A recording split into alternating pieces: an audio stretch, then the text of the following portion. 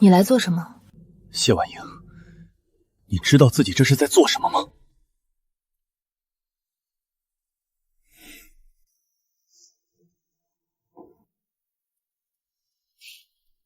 看够了吗？看够了就赶紧滚。谢婉莹，我只说一次，送他离开荆山市这件事，我可以当没发生过。婉明姐，都怪我，然哥肯定是误会了，我还是走吧，别因为我影响了你们10年的感情。你走什么？小周从小在山区吃了很多苦，他不争不抢，只是想留在公司帮我排忧解难。你一个大男人，有什么好容不下他的？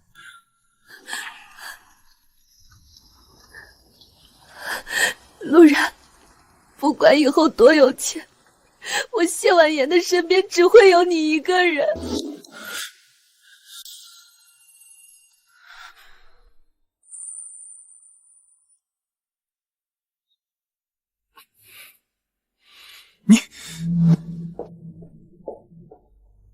然哥，要不是你，谢婉莹她能有今天？你就这么放过他们了？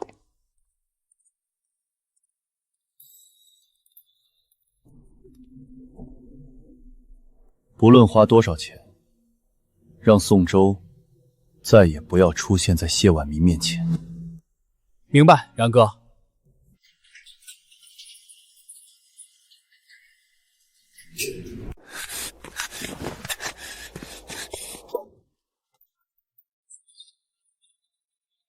婉宁姐，他们打了我，还威胁我再也不准出现在你面前。小周，没事了，我会让他付出代价的。然哥，医院出事了。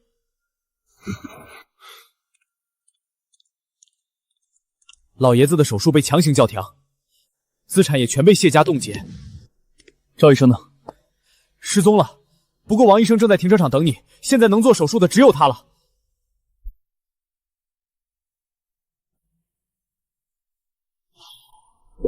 上车！陆先生，情况我也了解，目前很不乐观，这里到医院还要半个小时，我们尽快出发吧。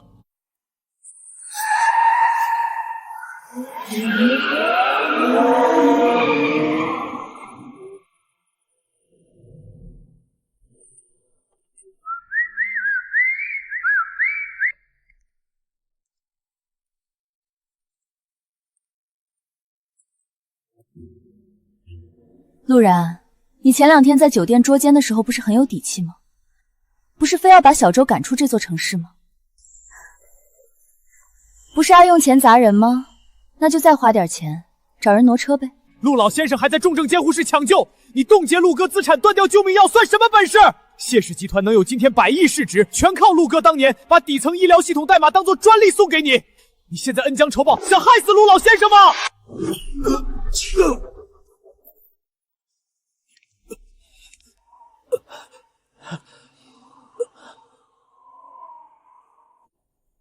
一条谢家养的狗，也配对我大呼小叫？少拿你那个死鬼老爸来压我！100万挪一辆车，加油哦，老公！你再不动，咱爸可就要死在手术台上了。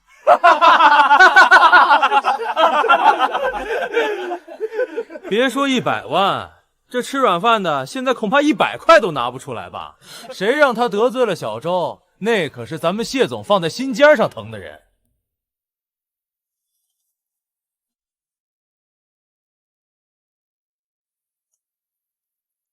陆老被人蓄意谋杀，请求立即支援。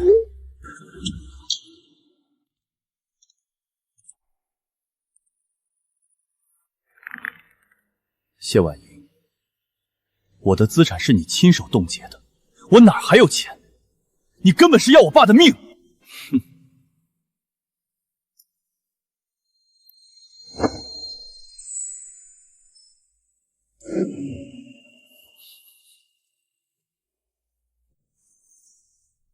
刷我的吧。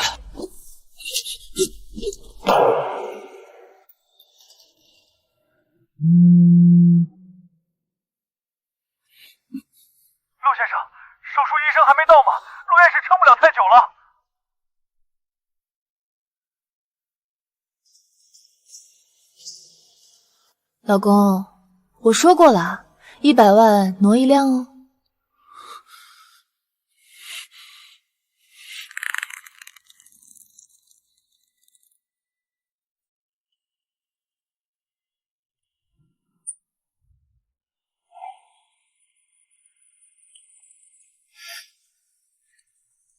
老公，等我继承了谢家，我要把全世界最好的东西都捧到你面前。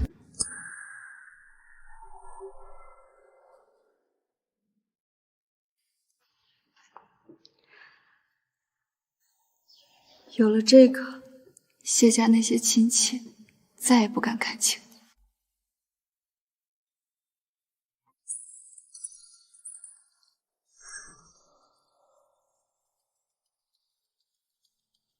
这些够挪车了吗？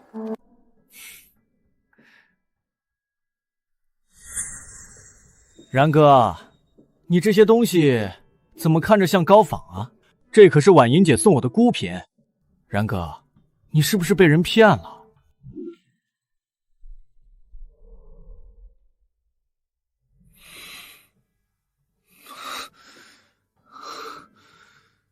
谢婉莹，我身上这些东西都是假的。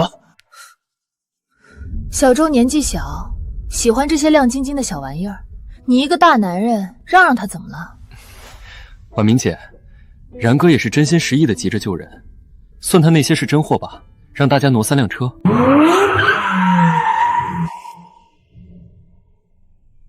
开什么国际玩笑？这点缝隙连个自行车都推不过去，你们存心杀人是不是？陆然，你要是肯跪下，给小周磕头道个歉，今天这事儿就算了，我就让人放你过去救你爸。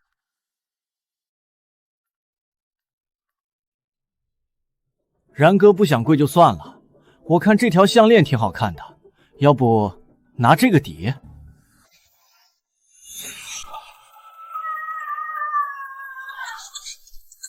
怕，妈妈在，门马上就开。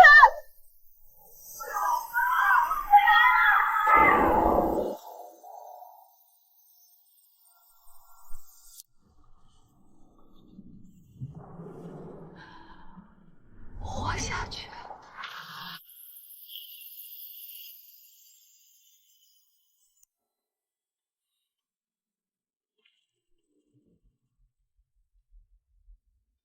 谢婉莹，你知道这是我妈妈的遗物，难道你也觉得该用这个抵？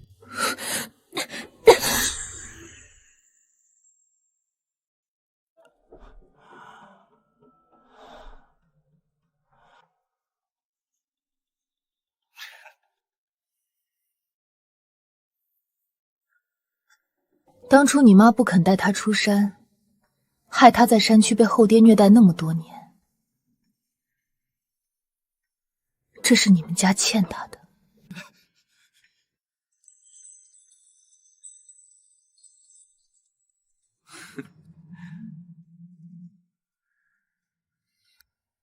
陆然，你不好奇婉文为什么知道这些陈芝麻烂谷子的事儿吗？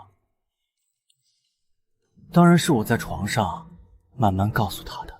对了，顺便告诉你个秘密，当年把你反锁在教室里的人就是我。你不知道，你妈当时在门外哭着求我开门的样子，真像一条可怜的狗。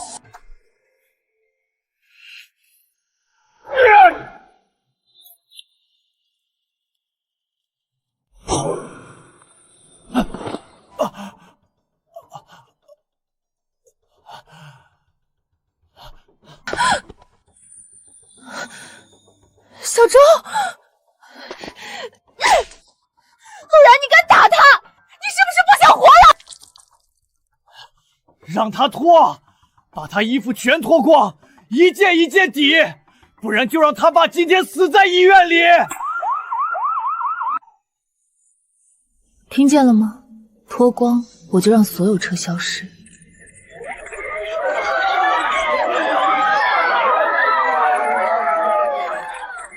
好，我脱。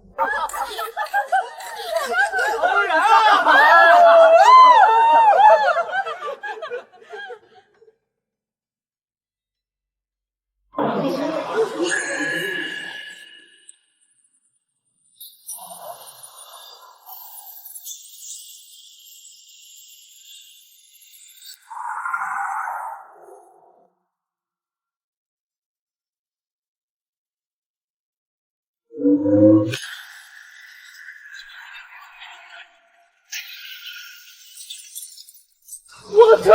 你们干什么？快跑！快跑啊！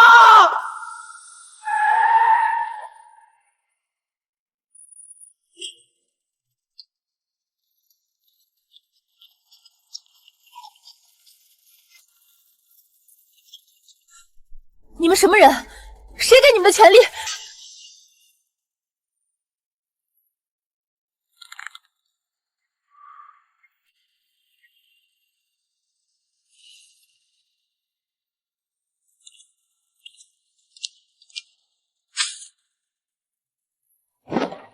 报告陆先生，救援人员已全部到位，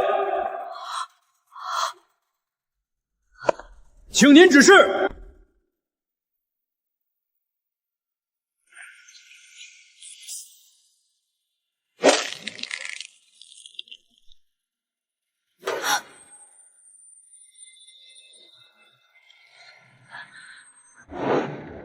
陆然，让他们放开小周，你爸的事我可以。谢婉莹，你没资格提我爸。我妈的死，我爸的手术，还有你的羞辱，我会一笔一笔全部讨回来。带走。你们是谁？婉莹救我！他们要带走我！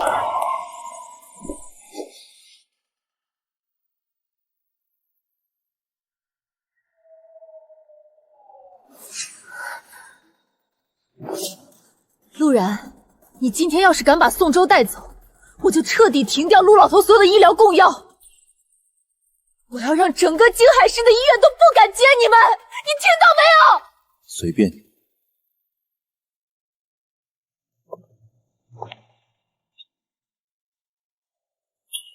此人涉嫌窃取机密，并恶意阻挠紧急救援，立即移交警方。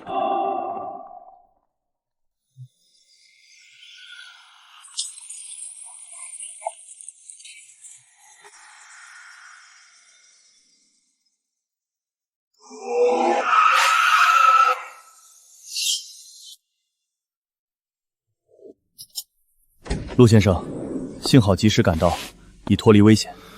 但是因为前期药物断供，加上突发大面积心衰，陆老先生的神经系统受损严重，以后可能得一直坐在轮椅上了。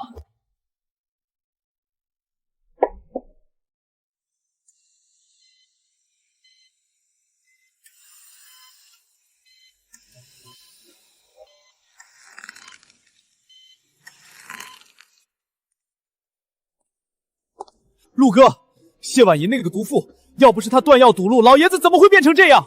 更可气的是，谢婉莹居然动用了谢氏集团全部的法务团队，还砸了3个亿的保释金，以商业纠纷误会的名义，硬生生把宋州那个王八蛋暂时保释出来了。你看，他还要在明天召开深海 3.0 系统的全行业发布会，扬言宋州是在该项目的首席架构师。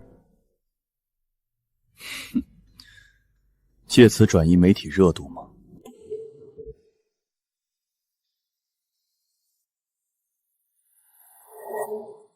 一巴掌拍死，太便宜他们了。宋州最在乎的是谢婉莹给的地位，谢婉莹最在乎的是谢家100亿的商业帝国。陆音是底牌，我要留到他们最得意的时候，连皮带骨一起掀翻。通知张律师，准备撤销授权协议。既然谢家觉得能有今天全是他们自己的本事，那我就把借给他们的东西连本带利收回来。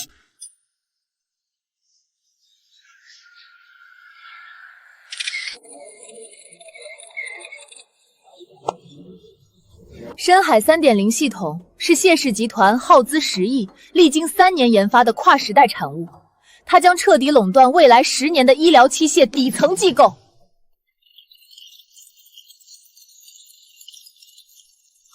接下来，有请我们谢氏集团的首席技术员，也是深海 3.0 的核心架构师宋周先生，为大家演示系统核心代码。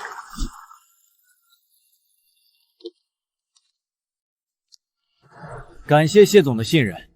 其实这套系统研发的非常艰难，前段时间还遭到了某些人的眼红嫉妒，通过对我个人的造谣、诽谤等行为进行恶意阻挠。但我宋周绝不会向恶势力低头。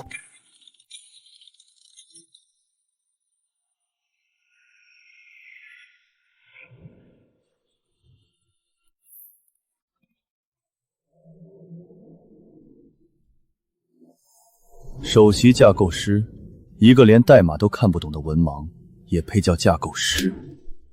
谢氏集团什么时候改行收破烂了？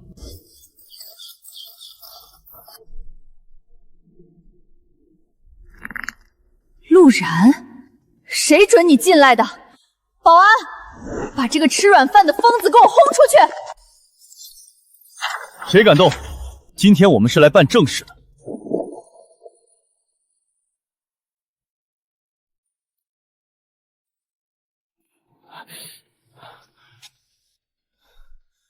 陆然，你以为婉莹姐会原谅你做的那些事吗？你们已经没有关系了，你跑来这里撒什么野？你要是缺钱，婉莹姐可以施舍你点，别在这丢人现眼。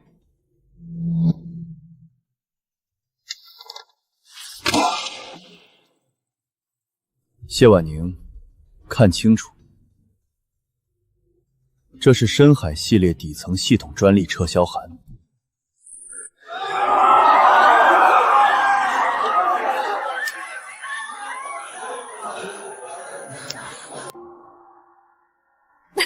陆然，你是不是被之前的事刺激疯了？深海系统的专利是当年陆老授权给谢家的，白纸黑字签的合同。你一个在谢家吃穿用路全靠我的软饭男，有什么资格来撤销授权？各位，陆然是我名义上的丈夫，但他好吃懒做，长期对公司进行勒索。现在他父亲病重，他拿不出钱，就想用这种伪造的文件来讹诈谢氏集团。就是，深海 3.0 是我带着团队熬了无数个通宵写出来的代码，你1毛钱的力气都没出，凭什么在这指手画脚？熬了无数个通宵。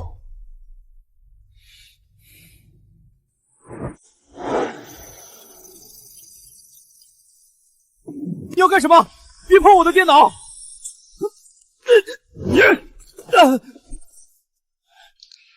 闭上你的嘴，好好看着。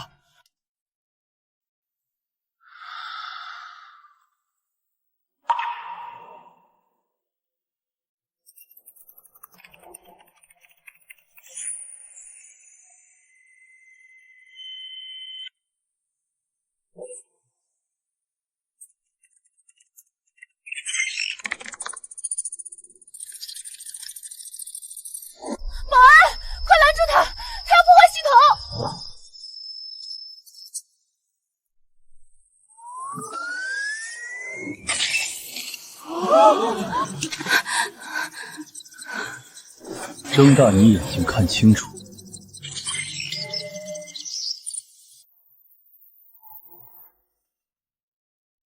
不可能，这不可能！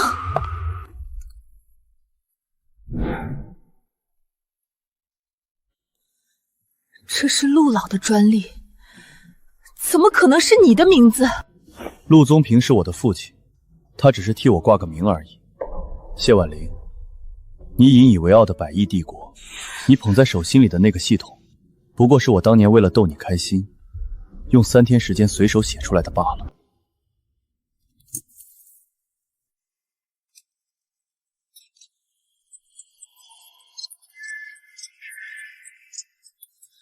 不，停下！陆然，你给我停下！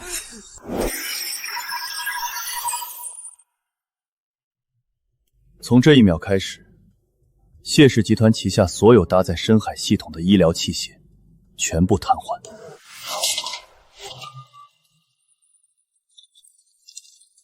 准备迎接违约诉讼吧，谢总。谢总，这到底是怎么回事？你们拿别人的专利来骗我们投资？马上退款！谢氏集团涉嫌严重商业诈骗，法庭见！我的天，千亿市值的谢氏核心技术居然全是从这个赘婿的。老公，陆然，你是在开玩笑的，对不对？你是在生我的气，对不对？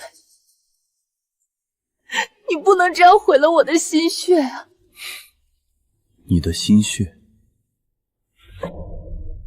这只是个开始，谢婉莹。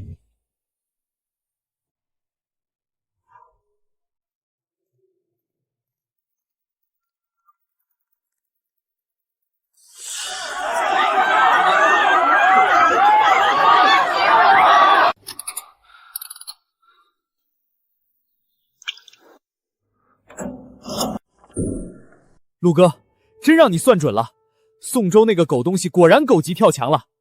昨天半夜，他偷偷潜入了你之前在谢家别墅的书房，把你故意留在保险柜里的那块诱饵硬盘偷走了。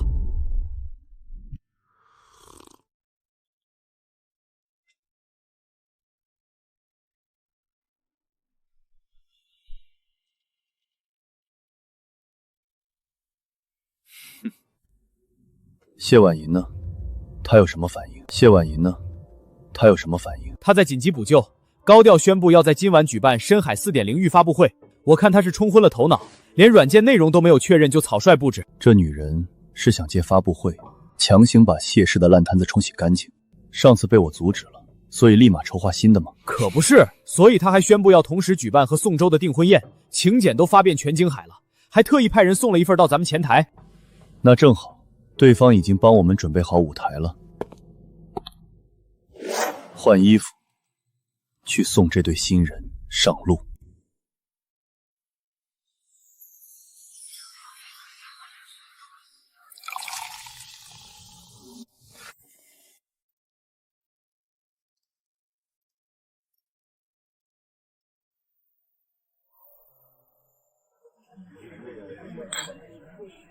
各位放心，之前的系统故障只是小问题，小周已经完成了底层架构的全面升级。有了深海 4.0， 谢氏不仅能扭亏为盈，还会让那些企图窃取我们成果的小人付出血的代价。多亏了婉莹姐的信任，为了这套系统，我确实熬了几十个通宵，但这都是值得的。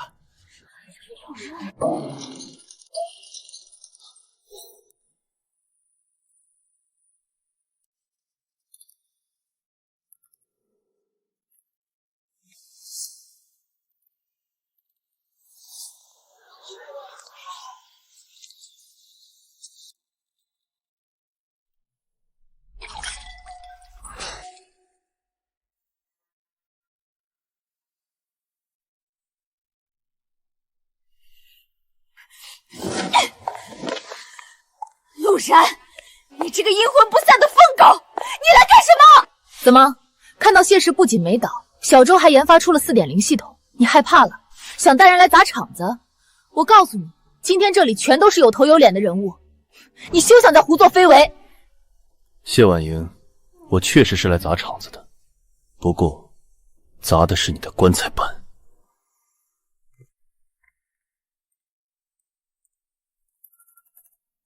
谢婉莹，你不是说深海 4.0 是宋州呕心沥血研发的吗？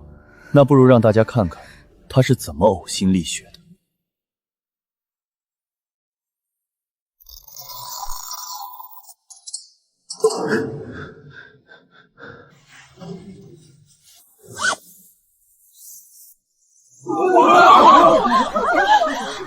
这是偷窃！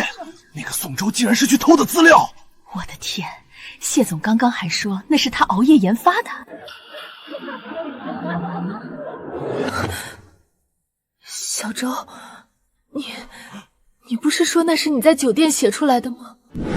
不是的，婉莹姐，你听我解释，那个监控是伪造的，是陆然合成的，他嫉妒我。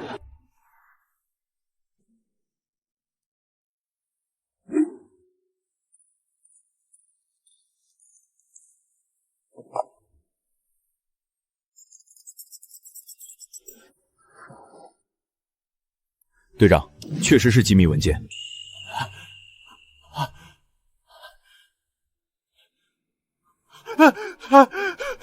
婉英姐救我！我不知道那是机密，我只是想帮你啊！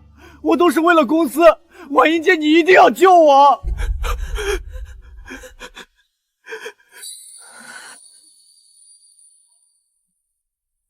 陆然，我不会让你得逞的。谢家的法务部就算是倾家荡产，也会把他保下来；就算是倾家荡产，也会把他保下来。倾家荡产也要保他。谢婉宁，既然你这么爱他，那我今天就送你们一份最大的订婚贺礼。或许你们还不知道，我爸身为重要学者，常年有对手试图接近他，所以作为他的儿子，我身上一直带着微型录音设备，24小时随时待命。你以为我站在那儿听你炫耀，是为了什么？蠢货！其实我一直在等你把所有的罪行亲口说完。陆然，你不好奇婉莹为什么知道这些陈芝麻烂谷子的事吗？当然，是我在床上慢慢告诉他的。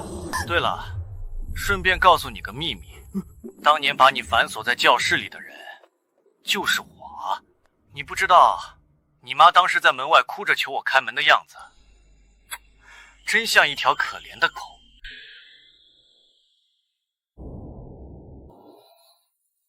你在床上说那些话，只是在玩我。你在床上说那些话，只是在玩我。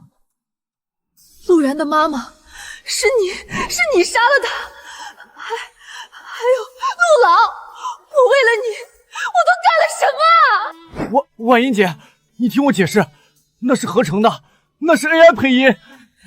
滚！你是个杀人犯！你利用我，你把我当傻子耍！我要杀了你！我要杀了你！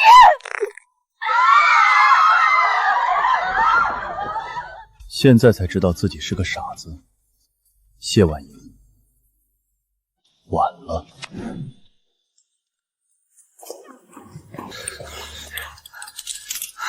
宋州涉嫌窃取国家最高机密以及10年前的故意杀人罪，这次天王老子也保不住你，带走。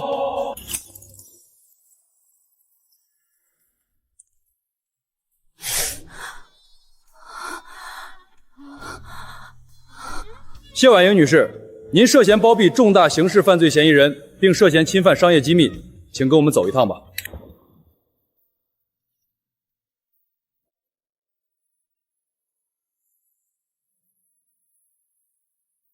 谢婉莹，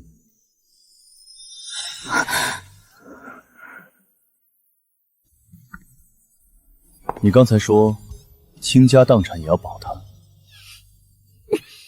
还有之前在车库，你说我爸的事，你可以怎样？谢婉莹，你来告诉我，你可以怎样？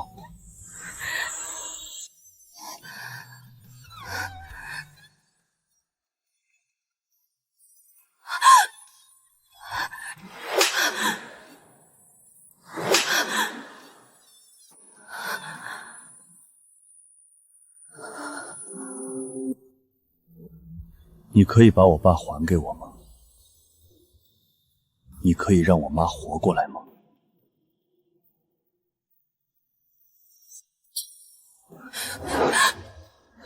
老公，我不知道当年是他对你妈妈下手，他只告诉我他是正当防卫。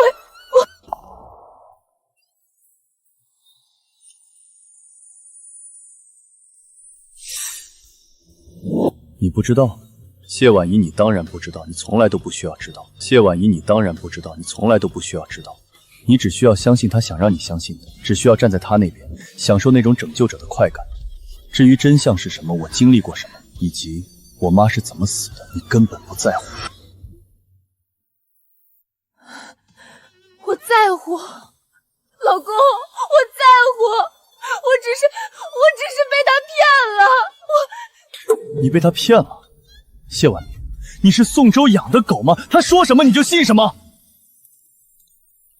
他说他可怜你就心疼他，他说我欺负他你就帮他出气。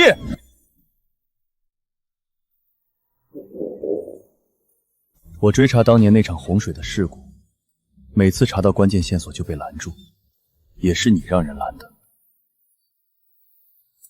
对吧？我妈临死前被反锁在门外，看着自己的孩子困在里面，只能哭着求那个杀人犯开门。你多伟大呀！把那个杀人犯捧在手心里，一口一个小粥和心疼。谢婉莹，你告诉我，你心疼他的时候，有没有想过，那个失去母亲的儿子是谁？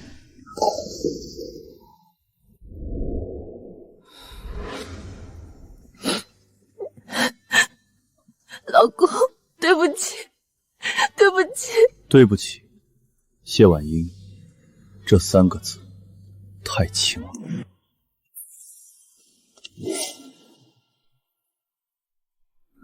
老公，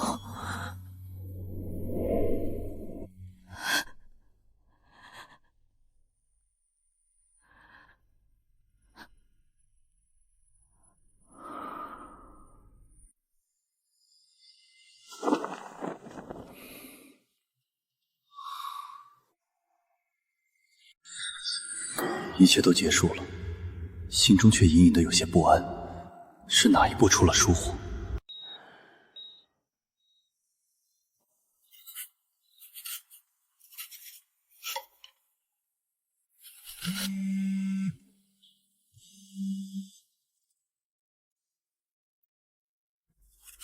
陆先生，情况有点变化。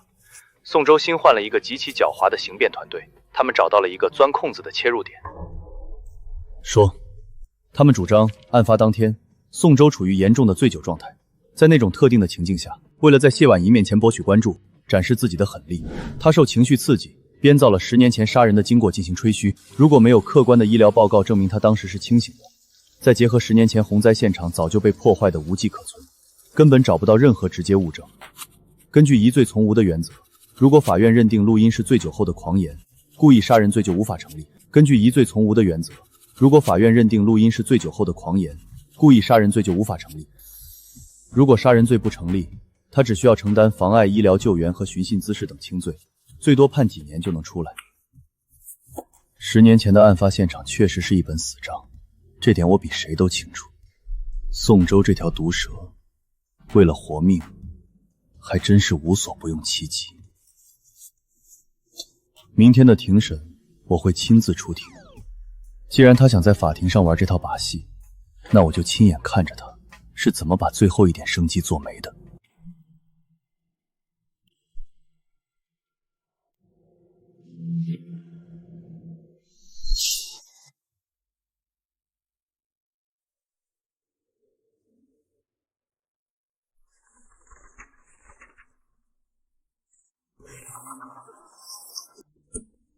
对了，当年把你锁在教室里的人是我啊！你妈哭着求我放你出来的样子，真像条可怜的狗。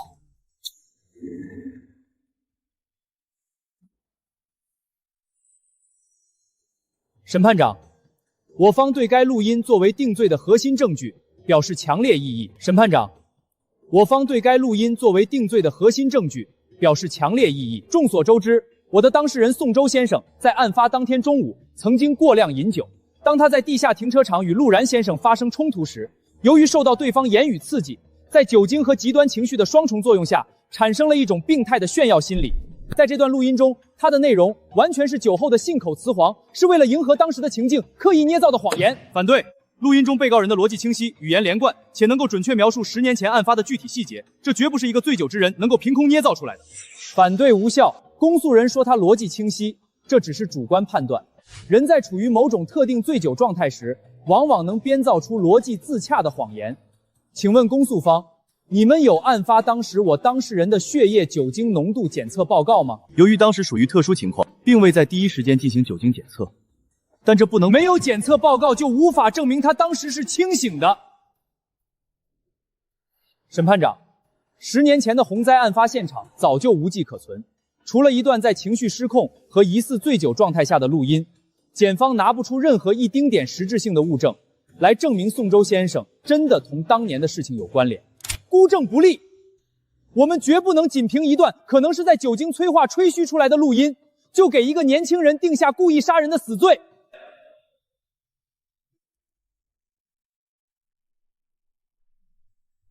辩护律师这招确实毒辣，在法律面前，疑罪从无是一道很难逾越的铁柜。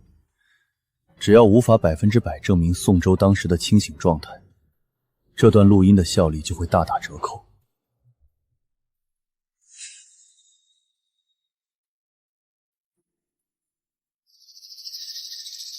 陆然，你拿我一点办法都没有。因此，我方恳请法庭驳回故意杀人罪的指控，仅就当日妨碍公共秩序等行为进行轻判。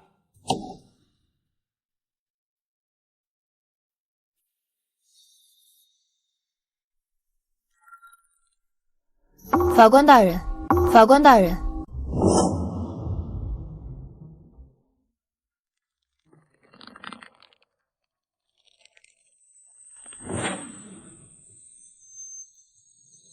他在撒谎。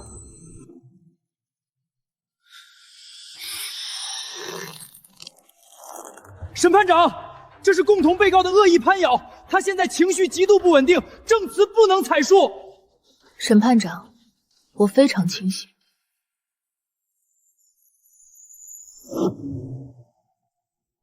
案发当天，从早上8点他来到我家，一直到下午我们去地下停车场堵陆然。整整7个小时，我们寸步不离。他根本一滴酒都没有碰过。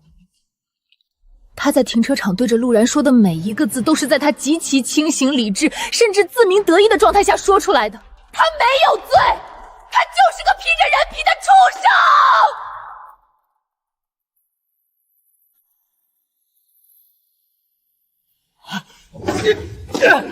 你闭嘴！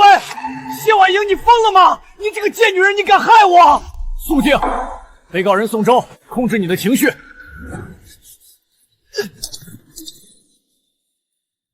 被告人谢婉莹，法庭讲究的是证据。你指认他没有饮酒，可有确凿的辅证材料？有。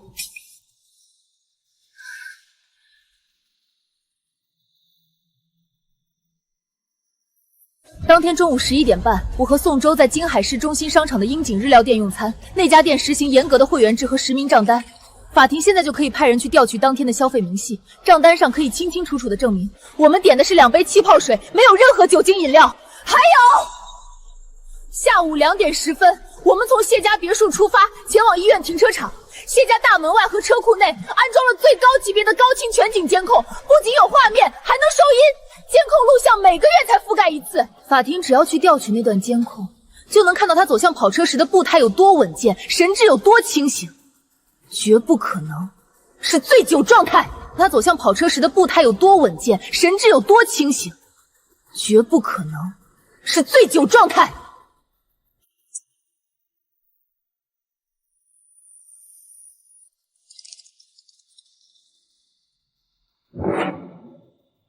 现在宣布休庭1小时，公诉方立刻协同警方前往谢婉莹提供的位置调取相关消费记录和监控录像。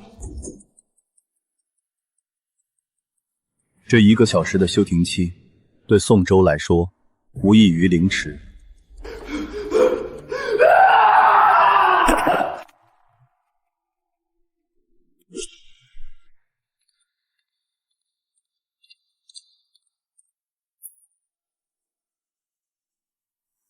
审判长，经过紧急核查，被告人谢婉宁提供的线索完全属实。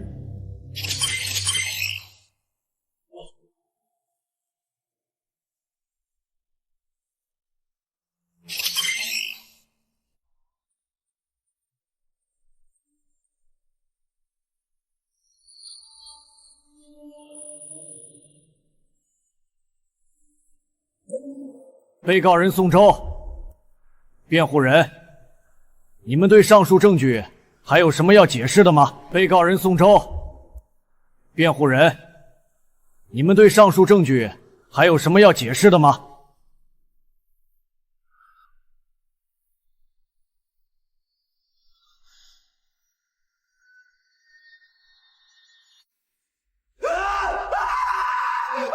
谢婉莹，你这个臭婊子，你不得好死！我都快成功了，你为什么要毁了我？是你自己蠢，被我骗得团团转，凭什么要害我？你以为陆然还会要你吗？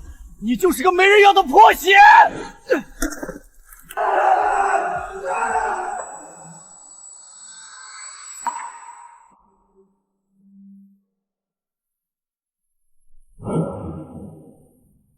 被告人宋周为掩盖自身罪行，10年前故意锁死房门，导致被害人溺水身亡。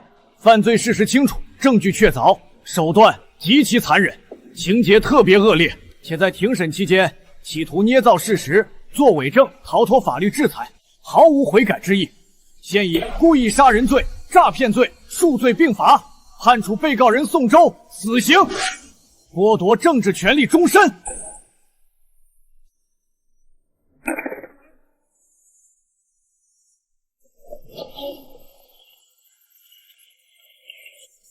10年的陈年旧案，终于在今尘埃落定。宋周终于为他当年锁上的那扇门付出了代价。被告人谢婉莹虽涉嫌妨碍紧急医疗救援及一定程度的包庇行为，但在庭审关键时刻主动提供重要线索，彻底击破了主犯的伪证，有重大立功表现，且认罪态度极好，依法予以从轻处罚，判处有期徒刑3年。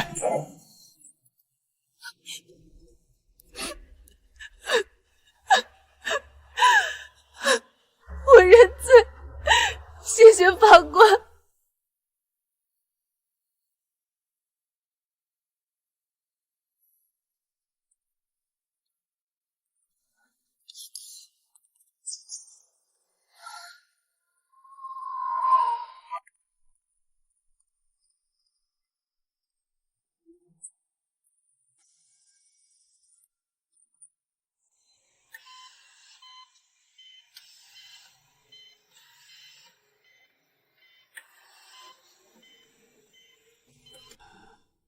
结束了。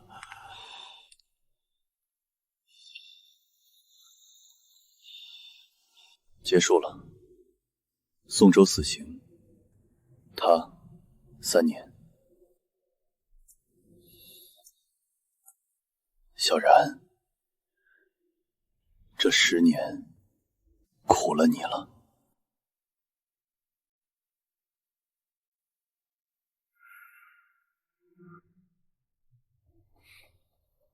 爸，不苦了，就当是当年创业时我买他那一饭之恩的利息。现在账清了，一身轻松。是啊，该放下了。前2天院里的老周来看我，说深海医疗项目的核心架构还等着你回去带团队，等您出院，我就回去销假。我本就只是个搞研发的，这些年为了谢婉宁的公司在后面做牛做马，荒废了不少本行。现在我只想安安静静地做点实事。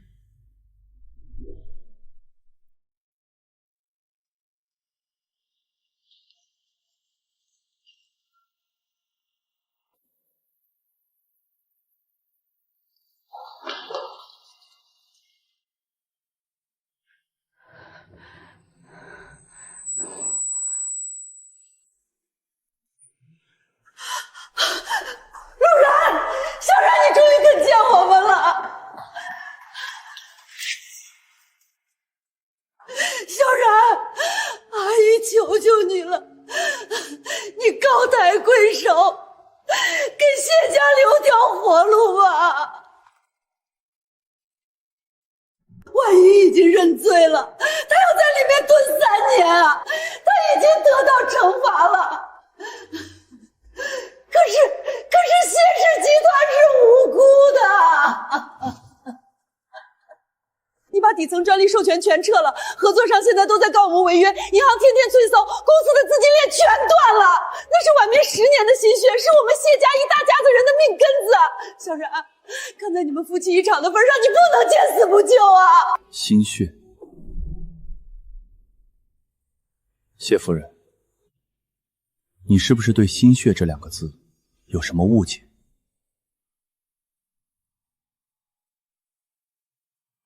谢家引以为傲的深海医疗器械系统，最核心的代码架构是我熬了3个月通宵写出来的。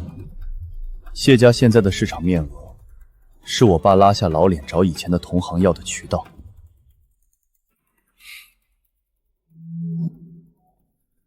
你们谢家这10年，除了拿着我团队的研发成果出去耀武扬威、挥霍无度，还做过什么？那也是你自愿给谢婉莹的，既然给了，哪有收回去的道理？你一个大男人做事怎么这么绝？闭嘴！闭嘴！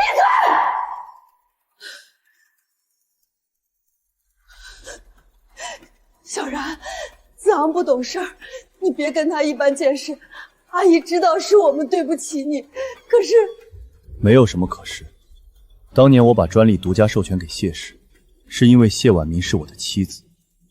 现在，谢婉明是个即将服刑的罪犯，而我需要对我的研发团队和心血负责，把我的东西从一个包庇杀母仇案的罪犯手里收回来，这叫物归原主，不叫赶尽杀绝。谢夫人，别再来医院了。谢家的危机是正常的商业反噬，你们习惯了吸别人的血过日子，现在血包拔了，你们该学着自己去还债了。麻烦了，别让他们上去打扰病人休息。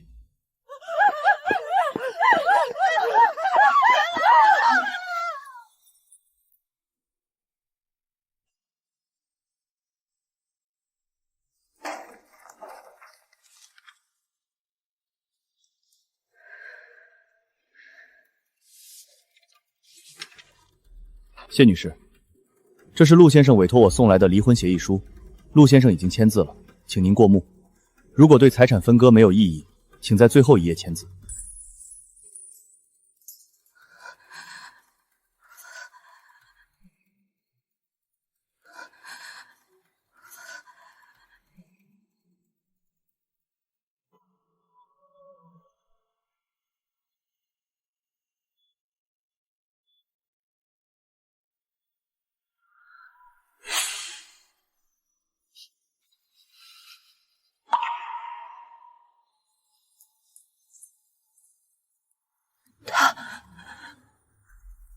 他不肯来见我一面吗？陆先生说，这是他与您最后一次产生法律上的关联，从今往后，您与他再无任何瓜葛。再无任何瓜葛，再无任何瓜葛。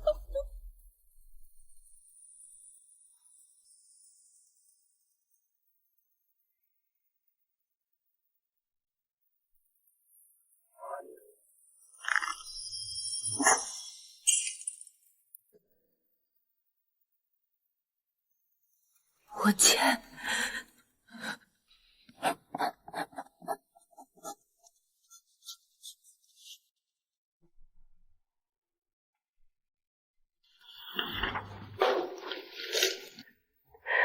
麻烦你转告他，对不起，我真的知道错了。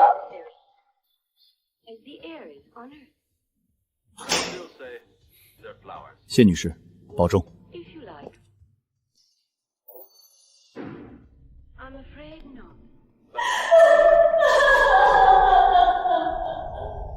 随着这份离婚协议书的生效，谢氏集团在随后的几个月里一步步走向了绝路，没有了核心技术的支撑，前期砸下的巨额项目全线停摆，合作方不仅解约，还纷纷提起诉讼要求高额赔偿，最终法院介入进行破产清诉。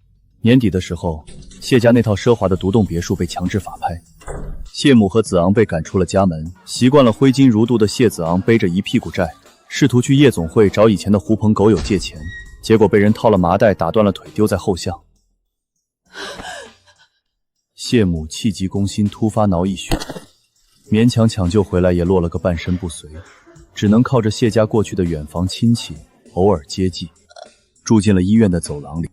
那个曾经靠着吸食陆家研发成果而建立起的商业帝国，就像一个吹得极大的肥皂泡，在现实的毒打下彻底破灭了。而我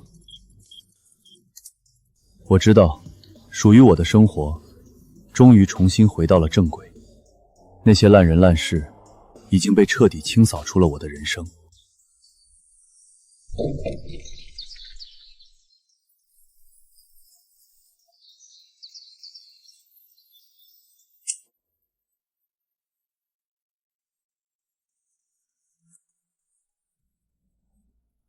小然，厨房锅里还有2个白煮蛋，你带在路上吃。爸，我今天项目最终验收，晚上可能和同事聚餐，晚点回来。您下午要是去隔壁李叔家下棋，记得多穿件厚外套。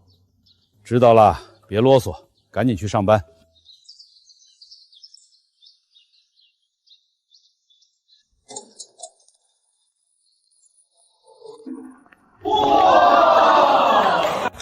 陆哥，你可算来了！昨晚第3阶段的抗压测试彻底跑通了。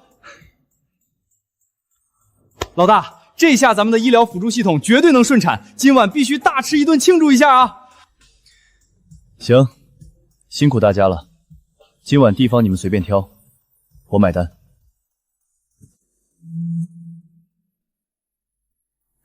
耶！陆哥万岁！行了行了，都别高兴得太早。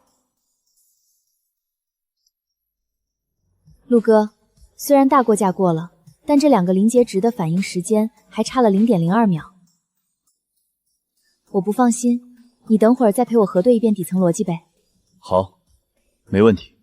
给，看你这2天熬夜胃不舒服，给你把冰美式换成热红茶了，趁热喝。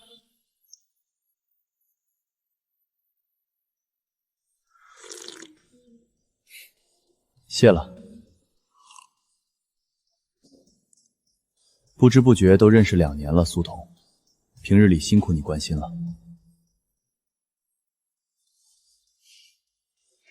陆哥，你这是在说什么呀？耶！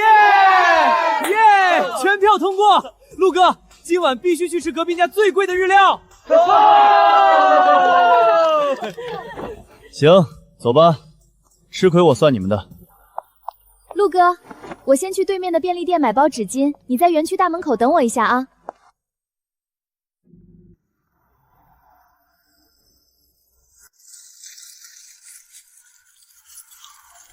陆然，陆然，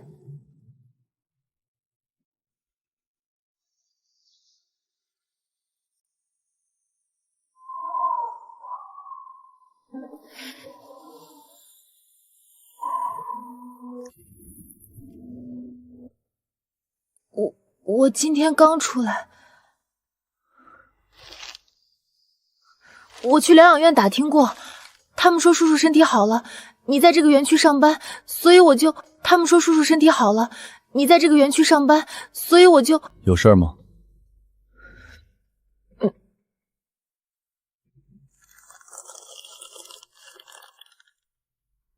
我排了很久的队买的，还是热的。你以前最爱吃这个。我没有别的意思，我只是想来看看你，想亲自跟你说一声对不起。陆然，这3年在里面，我每天都在想我们以前的日子。我知道我蠢，我瞎了眼，我被宋州那个时候骗得团团转，我为了他做了那么多伤害你的事，我不奢求你原谅我，真的，我只求你能不能别用这种眼神看我。谢婉莹，我早就已经不怪你了。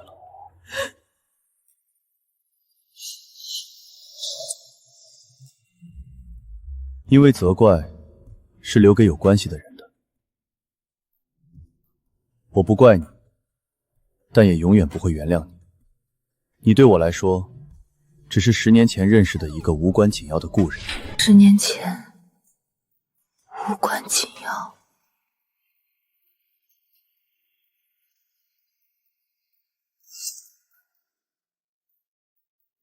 陆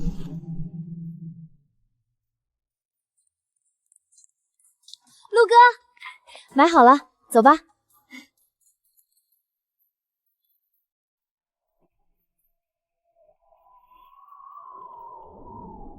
这位是？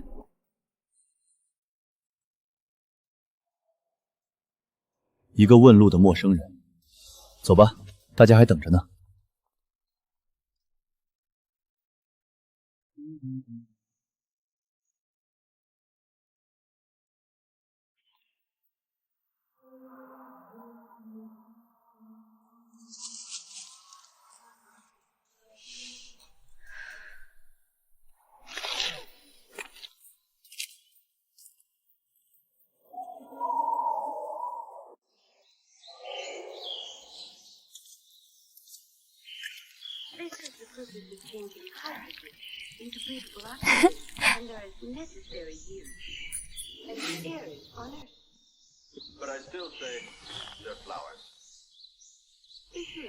陆然，你听说谢婉莹出来了吗？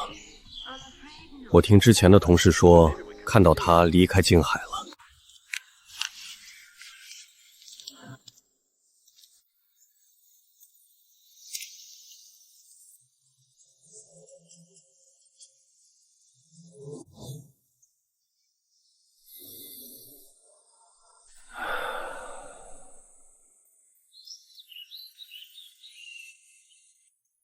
小然，要活下去，好好的活下去。